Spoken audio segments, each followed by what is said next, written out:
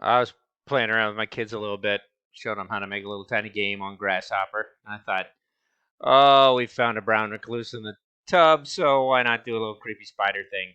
And I figured there was a little node that looked like a web, so what the heck? Let's just try a little bit of geometry and vectors and see how this works. I like this little climby little bug. Let's see how he does. So we will wait till that runs, and there it goes. We'll take it off. We'll take a look at whatever's on here and take a look at the script. It's pretty simple and pretty fun. So we'll just jump into shaded.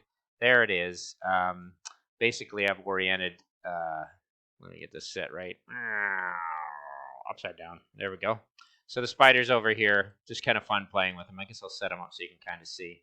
Uh, I thought I'd start with this little radio cell, which would be fun. Put my bifocus on. I changed the plane, obviously, so it was up and down, not XY plane.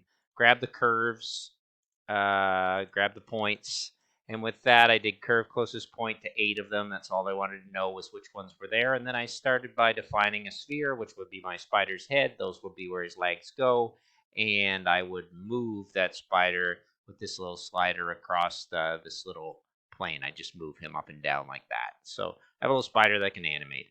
Then I populate on the spider, 8 points, which would then pair with the closest points, but that's kind of boring. So I took a point halfway down, and you can play with that slider to how halfway down you want it to be between those points and those points. So this point actually can flow between those points and those points, and I guess it's best to just show the lines. So as I do that, I can make the spider kind of creepier or crawlier, and I haven't even done that yet, so we'll take a look at that after. And then just made an arc out of that. I always love arcs. I think it's one of the best tools out there. 3-point arc, and then using the middle to play with it. And then I pipe variable here one way using gene pool, and another way here I just pipe using a graph mapper. There's many ways to pipe a curve, make it kind of fun.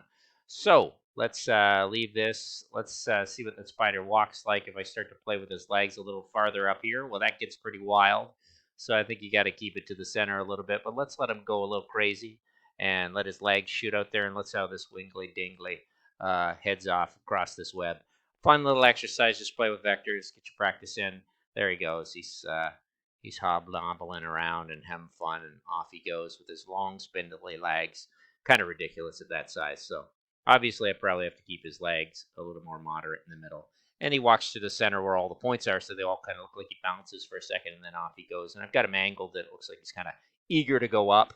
Um, it's nothing too artistic about this. It's more just playful, learning nodes. And I guess for this one, I really was just playing with maybe a shift list. That's about it as data. The rest is all regular stuff I've done before. Certainly playing with Populate 3D. That was a new one. Populate Geometry was kind of fun. I don't usually do that. And I don't really work in these radial cells, but I'm starting to think of them as curves and points that have been constructed for me. And I'm not going into any plugins yet. I'm just playing around. I hope you enjoyed this little tiny 3-minute script.